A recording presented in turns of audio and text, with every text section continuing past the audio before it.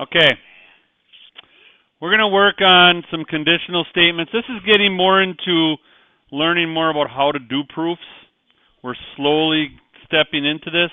We've learned about how we can take conditional statements and we can do the biconditional, we can do the inverse, and we can do the converse, right?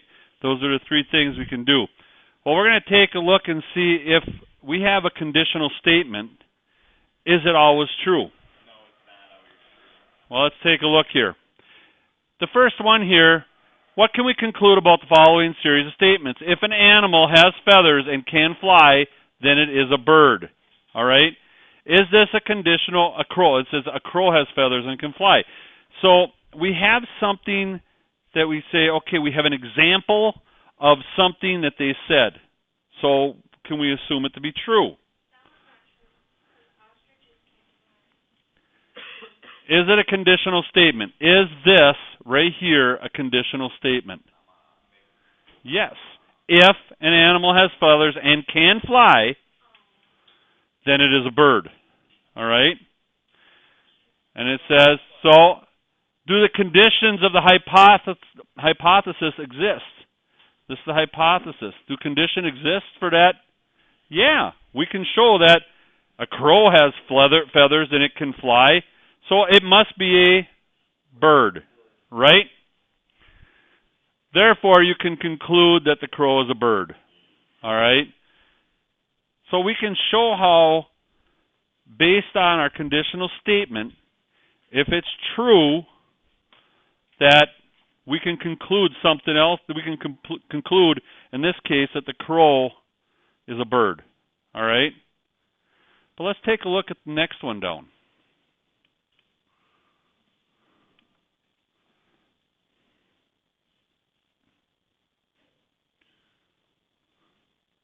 It says here, if an animal has feathers and can fly, then it is a bird. A bat can fly. Is this a conditional statement right here? Yes. Do the conditions of the hypothesis exist? No. A bat does not have feathers.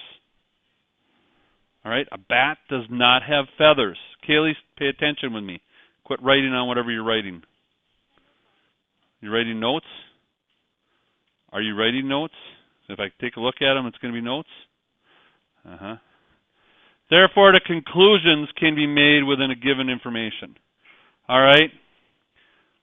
We know that just because it has feathers, all right, and it can fly, then it's a bird? No, because we know that a bat is a bird, right? It's a mammal, isn't it? It's a mammal. Yeah, that's right. A bat is it's actually a mammal, isn't it? Because it doesn't have feathers. But it can fly, though, so it's a mammal that can fly. Who? Is she?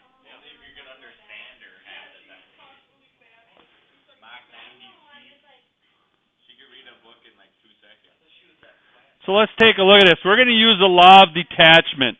And that's what this is called, is the law of detachment. All right?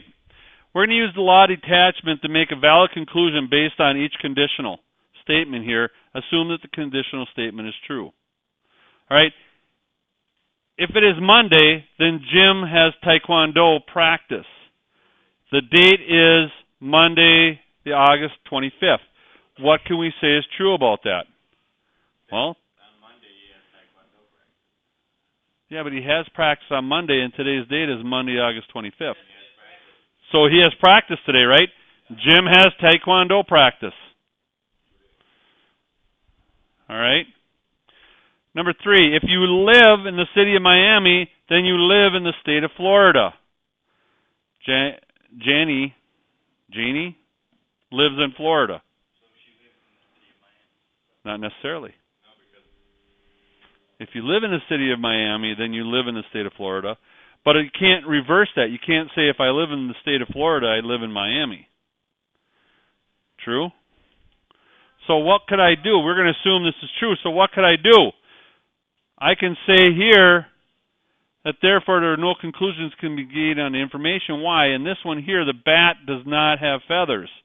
Well, if you don't live in Miami, doesn't mean you don't live in Florida. How would you write that up?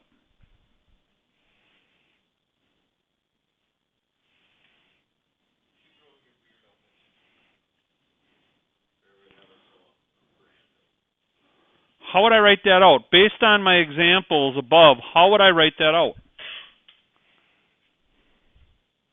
Trevor?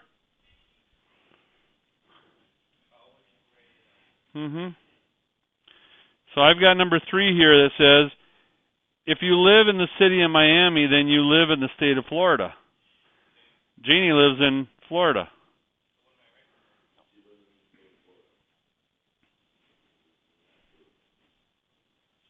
It says here, use the law of detachment. This is the law of detachment we're using here. Those are examples of the law of detachment. All right? How can I detach this? Right here I said if it's Monday, then Jim has Taekwondo practice. Today it is Monday, August 25th, then what? Jim has practice, right? All right? But down here, can we assume the same that, if you live in the city of Miami, then you live in the state of Florida? Jeannie lives in Florida. Can we assume she lives in Miami?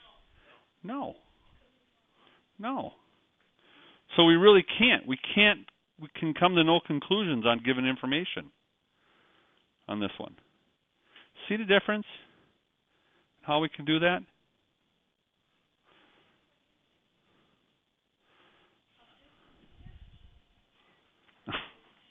We're not going there again, are we? She puts it all on herself. I think she likes it.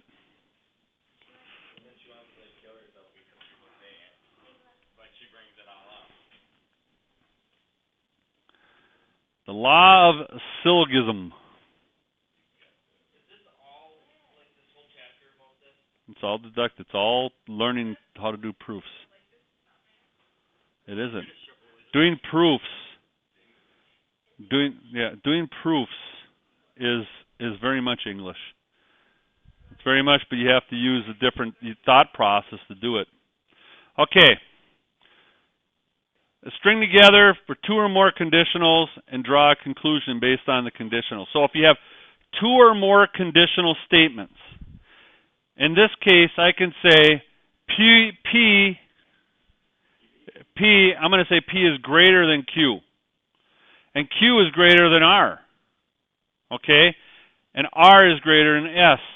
Can we say, so P is greater than Q, Q is greater than R, and R is greater than S? We can conclude, therefore, that P is greater than S, right? But in this case, we can conclude, based on the fact that P is greater than Q, Q is greater than R, and R is greater than S, then we know that P has to be greater than S. All right? This is learning. When you get into doing proofs, you will get into this type of thought. You'll have 2 different conditional statements that are true will make up a 3rd conditional statement that will also be true. And that's how you tend to prove things. If this is true and this is true, then this must be true. Okay? What can you conclude from the following conditionals? If a polygon is a hexagon, okay, we have a hexagon, right? We have a hexagon. Then the sum of the angles measure 720 degrees. You're going to learn that, by the way, how to figure out what the sum of the angles are based on what kind of shape it is later on. All right, 720 degrees. If a polygon's angle measures sum of a 720, then the polygon has 6 sides.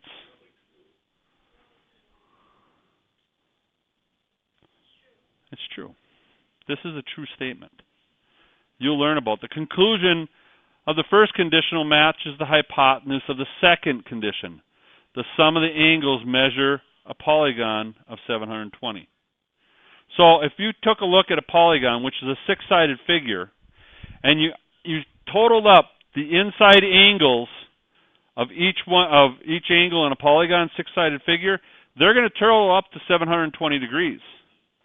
Okay, if a polygon then measures 720 degrees, can it be anything other than a hexagon? No, because if it was a 5-sided figure, it would total up to 540 degrees. All right, if it's a 7-sided figure, I forget what it goes to, 840, something like that. So the only polygon that's inside angles total up to 720 degrees would be a hexagon. All right? Let's take a look here then. Let's do number 7. If the leaves are falling from the trees, then it is fall. It is September 30th, then it is fall.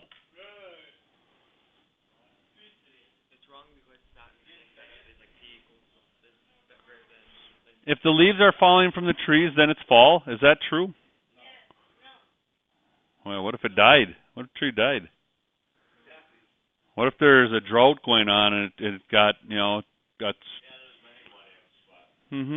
But it says if it's September 30th, then it's fall. That's true. But we can't say this is true. So both conditions aren't true in this case. If not possible to make a conclusion, tell why. Trees can lose leaves for different reasons. Okay? If plogs plunder, then flags fret. If flags fret, then gops groan.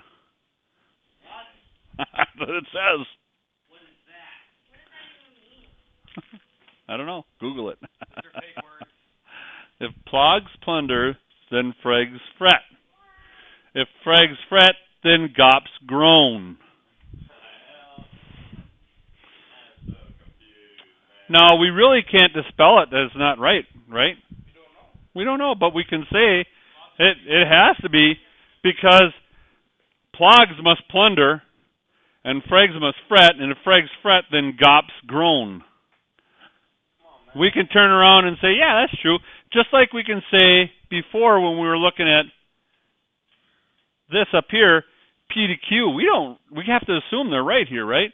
P is greater than Q, and Q is greater than R, and R is greater than S. Therefore, P is greater than S, right? Well, guess what?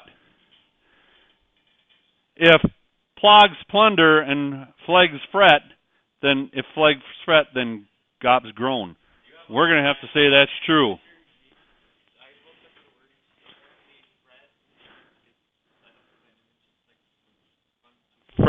Fret just means you're afraid of something.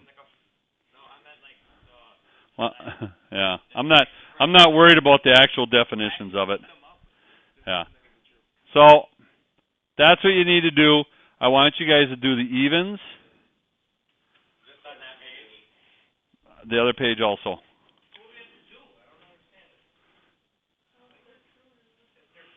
Yeah.